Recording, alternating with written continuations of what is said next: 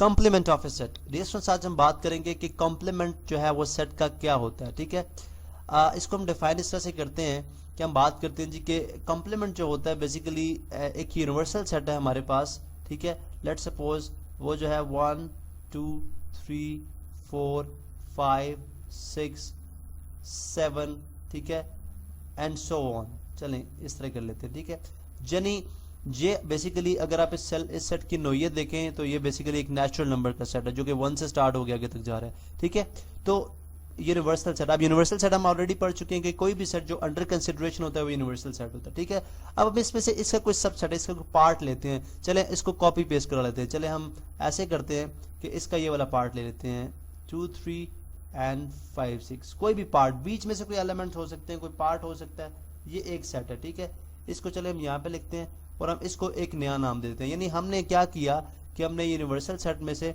एक और हिस्सा लिया उसका, जिसको हम नाम दे रहे हैं, फर्ज करें हमारे पास बी सेट है। ठीक है, ये हमारे पास क्या है, बी सेट है, या चले बी सेट है। ठीक है, अभी हम देखते हैं कि बी का कॉम्प्लीमेंट क्या होगा, यानी बी का फर्क क्या होगा।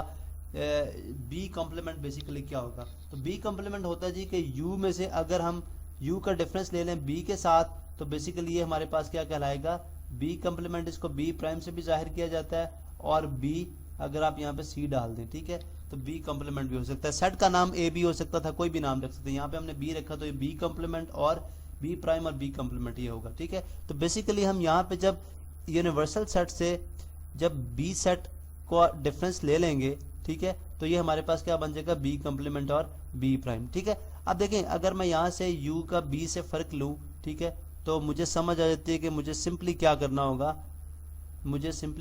होगा, u का b से फर्क कितना आएगा, सिर्फ मुझे ये वाला जो पैच है, जो हिस्सा था, वो उसमें से निकाल देना होगा यूनिवर्सल सेट में से। ठीक है, तो वो क्या आ जाएगा 1, ठीक है, उसके बाद 2 3 4 5 6 तो नहीं है, फिर क्या होगा 7 8 9 10 11 एंड सो ऑन। ठीक है, तो आपने देखा कि ये हमारे पास है बेसिकली बी कॉम्प्लीमेंट। अब आपके जहन में जो सवाल आएगा वो ये होगा कि अगर कॉम्प्लीमेंट ऑफ ए सेट का भी हम डिफरेंस ले रहे हैं, तो फिर डिफरेंस ऑफ टू सेट्स में और कॉम्प्लीमेंट ऑफ ए सेट में क्या फर्क है। इसमें बड़ा सिंपल सा फर्क है, बड़ा आसान, बड़ा एक मेजर फर्क है इसके अंदर। वो ये है कि देखिए डिफरेंस ऑफ टू सेट्स के अंदर दो सेट्स का यानी वो सेट्स एक दूसरे का सबसेट नहीं होते। ठीक है, उनके लिए जरूरी नहीं है, हो भी सकता है, लेकिन अगर ना भी हो तो तब भी डिफरेंस लिया जा सकता है। लेकिन कॉम्प्लीमेंट ऑफ ए सेट के अंदर हम हमारे जिस सेट का हम कॉम्प्लीमेंट लेने जा रहे होते हैं, वो यूनिवर्सल सेट का सबसेट होना उसके लिए बहुत जरूरी है। ठीक है, यहाँ पे हम बात करते हैं जी बी जो है वो सबसेट है यूनिवर्सल सेट का।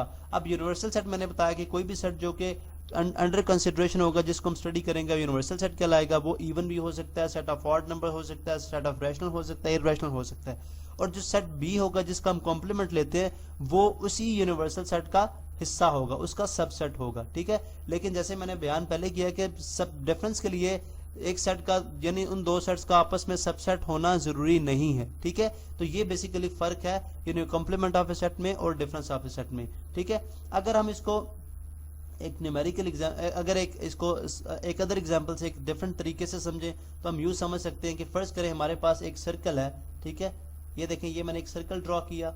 ठीक है, ये हमारे पास एक सर्कल है और इसके लेट से इसके मैं 4 पैच, इसको मैं 4 इक्वल पार्ट्स में डिवाइड करता हूं। ठीक है, अब इसके 4 सेक्टर बन गए हैं, 4 सेक्टर्स बन गए हैं। ठीक है, इनको मैं अगर कलर करा दूं तो ये हमारे पास 4 सेक्टर्स बन गए ब्लू कलर के। ठीक है, लाइट ब्लू कलर के। अच्छा, अभी हमारे पास जो 4 कलर्स हैं, ठीक है, इसके देखते हैं हम कि ये लेट से कि एक सेट है जो कि है जिसके अंदर क्या आ रहा है, एक सर्कल, कंप्लीट सर्कल। ठीक है, अब लेट से मैं एक बी सेट लेता हूं, चूंकि मैंने बी सेट जो है वो इसी का एक हिस्सा लेना है, इसी का हिस्सा होना चाहिए। चले मैं यहाँ पे इसको ये वाला पार्ट ले लेता हूँ जिसको मैं लाइंस के साथ शो कर रहा हूँ, जो कि सर्कल का 1/4 पार्ट है। ठीक है, 1/4 पार्ट। तो मैं क्या बोलूंगा, dotted sector of circle, dotted sector of circle.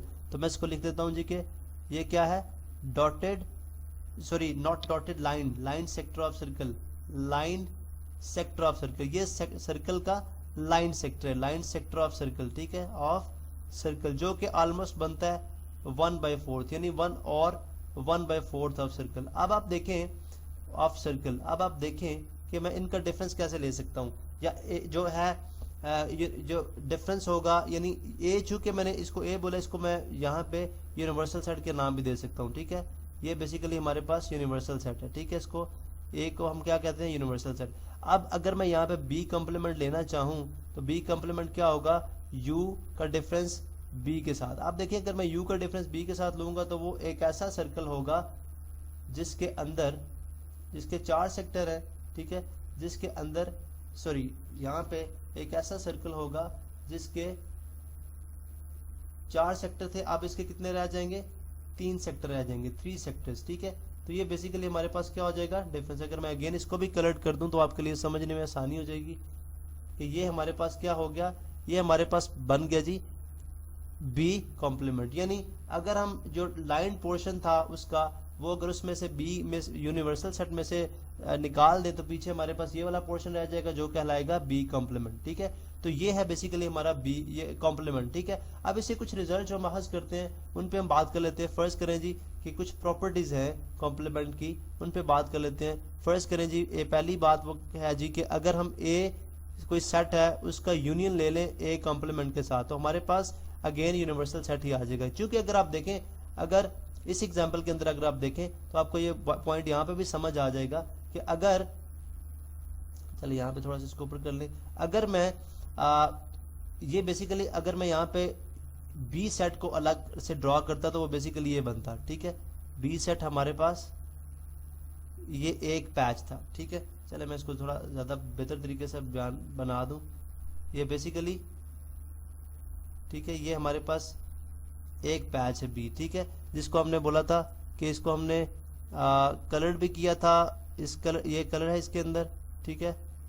और उसके बाद हमने क्या किया था, इसके ऊपर लाइंस ड्रॉ की थी। तो ये बेसिकली हमारे पास ये बी पोर्शन है। अब अगर आप देखें कि अगर मैं बी कॉम्प्लीमेंट लेता हूँ, वो ये वाला पोर्शन आता है। अगर मैं इसको दोबारा यूनियन ले लेता हूँ बी के साथ तो हमारे पास दोबारा यूनिवर्सल सेट आ जाएगा, क्योंकि हम दोबारा इन दोनों चीज़ों को मिला रहे हैं। अगर ये वाला पोर्शन मैं यहाँ पे लगा दूँ, फिट कर दूँ, ठीक है, तो ये दोबारा से हमारे पास क्या आ जाएगा, यही वाला सेट हो जाएगा हमारे पास, दोबारा ये वाला सेट हो जाएगा अगर मैं इसको यहाँ पे फिट कर दूं, ठीक है। तो ये पता चला जी कि अगर आप यू ए की यूनियन ए कॉम्प्लीमेंट से करें तो यूनिवर्सल सेट ही आता है। दूसरी जो अहम बात है इसके अंदर वो ये है कि अगर ए की इंटरसेक्शन ए कॉम्प्लीमेंट से की जाए तो वो हाली सेट आएगा, ठीक है। ऑफ कोर्स अगर आप देखें कि अगर हम मैं यहाँ से इन दोनों की इंटरसेक्शन करूं तो ये क्या आएगा, हमारे पास हाली सेट। क्योंकि ये अलग है, ये अलग है, तो ये बिल्कुल एक हमारे पास हाली सेट आएगा, ठीक है। इसी तरह जो थर्ड इंपॉर्टेंट पॉइंट है वो ये है कि अगर मैं फाई कॉम्प्लीमेंट लूं तो वो फाई आएगा, क्योंकि यूनिवर्सल सेट में से खाली सेट सब्ट्रैक्ट करने से दोबारा यूनिवर्सल सेट ही आता है। और चौथा जो रिजल्ट है हमारे पास वो है कि अगर u का कॉम्प्लीमेंट लिया जाए, यानी अगर मैं u का फर्क u से देखूं तो वो क्या होगा, मेरे पास हाली सेट होगा। ये ऑफ कोर्स अंडरस्टूड सी बात है कि अगर मैं इस पूरे सर्कल का डिफरेंस पूरे सर्कल से देखूंगा तो वो एक खाली सेट ही होगा। तो ये था हमारा कॉम्प्लीमेंट ऑफ ए सेट, ठीक है, और इसकी कुछ खास, कुछ इसकी जो प्रॉपर्टीज थी।